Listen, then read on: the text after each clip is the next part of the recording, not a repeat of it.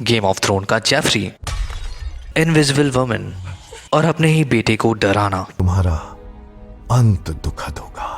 Ring of power की season 2 का 5th episode भी रिलीज हो चुका है और इस एपिसोड का नाम है हॉल ऑफ स्टोन्स। स्टोन्स जो इन पावरफुल रिंग्स के ऊपर लगे हुए हैं और ये रिंग्स अभी ड्वार्फ्स के हैं। बहुत जल्द ये रिंग्स इन माउंटेन्स को कंट्रोल करने वाला है, मतलब ड्वार्फ्स किंगडम इन रिंग्स के कंट्रोल में आने वाले हैं, क्योंकि इन रिंग्स की मदद से सौरॉन इन रिंग्स के पहनने वालों को करप्ट करने वाला है, जैसे कि एक डेविल अपने फॉलोअर्स के कानों में अपनी बात रखता है। सौरॉन का मेन पावर है झूठ और मिस इन्फॉर्मेशन को फैलाना। एक डेविल की तरह वो लोगों को इन्फ्लुएंस करता है और फिर वो लोग अपने ईगो में आकर अपने सबसे खतरनाक डिजायर्स को सौरॉन के सामने एक्सप्रेस करता है और फिर सौरॉन उस आदमी के डिजायर्स को फुलफिल करने में हेल्प करता है। कैलिब्रिम्बोर का स्टोरी भी कुछ ऐसा ही है। कैलिब्रिम्बोर का सबसे बड़ा हथियार है उसका ईगो जो उसके परफेक्शन से आता है और परफेक्शन जो उसके काम में दिखाई पड़ता है। कैलिब्रिम्बोर को लगता है कि बेहतरीन से बेहतरीन चीजें सिर्फ वही बना सकता है। ये उसका ईगो ही है जिसे सौरॉन चैनल करता है और इसी रीजन से वो उन एल्व्स और डॉर्फ्स रिंग्स को बना पाता है। पर सौरॉन का मोटिव यहीं पर पूरा नहीं होता, उसे ह्यूमंस को भी करप्ट करना है, क्योंकि उन्हें करप्ट करना सबसे ज्यादा आसान है। और वॉर ऑफ रेथ में मॉर्डोर को हराने में ह्यूमंस एक बहुत ही पावरफुल फोर्स की तरह सामने आए थे। तो इसी रीजन से सौरॉन चाहता है कि कैलिब्रिम्बोर ह्यूमंस के लिए 9 पावरफुल रिंग्स को क्रिएट करे। पर कैलिब्रिम्बोर को ह्यूमंस पसंद नहीं है।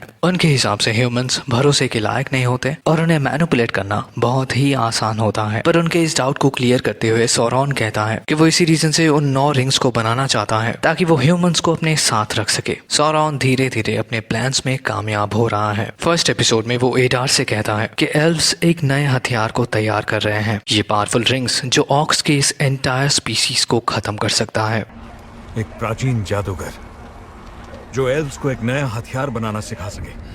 मेरी प्रजा को आजाद करो और मैं तुम्हें बताऊंगा कि वो कहाँ मिलेगा। टेक्निकली वो एडार को एक टारगेट दे देता है ताकि एडार और एल्व्स एक दूसरे में बिजी रहे और इसी मौके का फायदा उठाते हुए सौरॉन कैलिब्रिम्बोर के साथ मिलकर इन रिंग्स को तैयार कर सके। पर क्या ह्यूमंस इन रिंग्स के लिए सच में तैयार हैं? ह्यूमंस को एल्व्स पसंद नहीं है क्योंकि वो इमॉर्टल हैं, मतलब टेक्निकली उन्हें मारा जा सकता है पर उनका एज ह्यूमन से बहुत धीरे बढ़ता है और इसी रीजन से ह्यूमन किंगडम न्यूमेनॉर के लोग इन एल्व्स से नफरत करते हैं। सौरॉन ने इस चीज को बहुत ही बारीकी से देखा है क्योंकि लास्ट सीजन में वो भी एक ह्यूमन ही था, तो उसे ये पता है कि किंग फेराजॉन के पास इन 9 रिंग्स का कंट्रोल होना चाहिए क्योंकि वो एल्फ किंगडम से नफरत करता है। उसे पता है कि ह्यूमंस कितना भी पावरफुल बन जाए, कितना भी तरक्की कर ले, वैलेनोर का दरवाजा ह्यूमंस के लिए हमेशा बंद रहेगा। तो हाँ, और ज्यादा पावरफुल बनने के लिए वो इन रिंग्स को जरूर अपनाएगा। पर सारे ह्यूमंस एल्व्स के अगेंस्ट नहीं है। जो ह्यूमंस एल्व्स के सपोर्ट में है उन्हें कहा जाता है द फेथफुल। कितना ओरिजिनल नाम है। और इस लिस्ट में सबसे ऊपर है एलेंडील, जिसका मतलब ही है एल्व्स का दोस्त। इस एपिसोड में क्वीन मैरियल एलेंडील को फील्ड ऑफ फेथफुल में जाने के लिए सजेस्ट करती है। मैरियल के फादर किंग टार भी एक फेथफुल थे और वो इन एल्व्स के लिए लॉयल थे। मैरियल को अब तक गाइड कर रही थी पैलेंटियर क्रिस्टल, जिसकी मदद से दूर किसी से भी बात किया जा सकता है और ये फ्यूचर के कुछ ग्लिम्स भी दिखाती है। लॉर्ड ऑफ द रिंग में सौरॉन सॉरमन द वाइट से इसी तरीके से कम्युनिकेट करता था, तो शायद ऐसा पॉसिबल हो सकता है कि फेराजॉन सौरॉन से इसी तरीके से कम्युनिकेट करे। एलेंडील जिस तरीके से इन एल्व्स के लिए फेथफुल है, उसी तरीके से एलेंडील के भी कुछ फॉलोअर्स हैं जो उसके लिए फेथफुल हैं। और ऐसा हो भी क्यों ना, एलेंडील उनके लिए अपना जान भी दे सकता है। पर फेराजॉन के लड़के केमन को ये बात बिल्कुल पसंद नहीं है कि नॉर्मल लोग एक मामूली से कैप्टन को अपने किंग से भी बड़ा समझे, तो वो अभी सबके सामने एलेंडील को छोटा करने के लिए और टेक्निकली उसे कैप्चर करने के लिए इस टेंपल पर आता है और केओस का माहौल तैयार करता है, जिसके आखिर में ये लड़का मारा जाता है। एलेंडील इस लड़के को अपना बेटा कहता है क्योंकि उसे लगता है कि फर्स्ट सीजन के उस वॉर में उसका बेटा मारा गया है और वो इस लड़के को अपना बेटा ही समझता था, पर अभी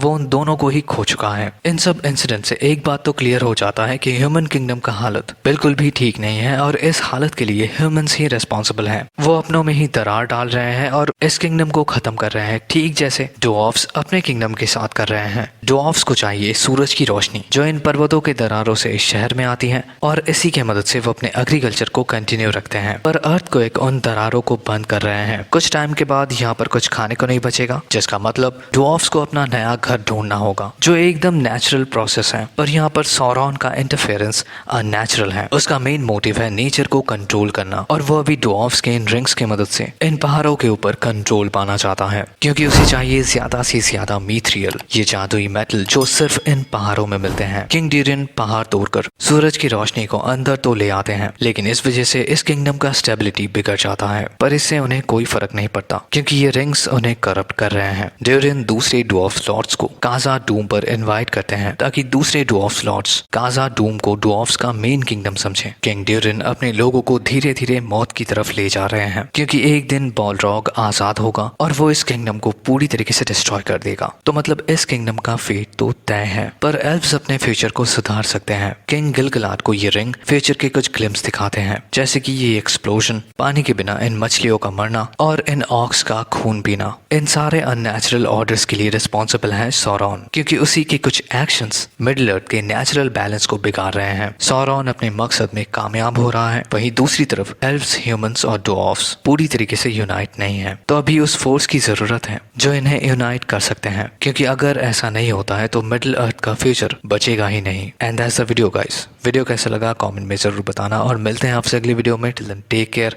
एंड पीस आउट।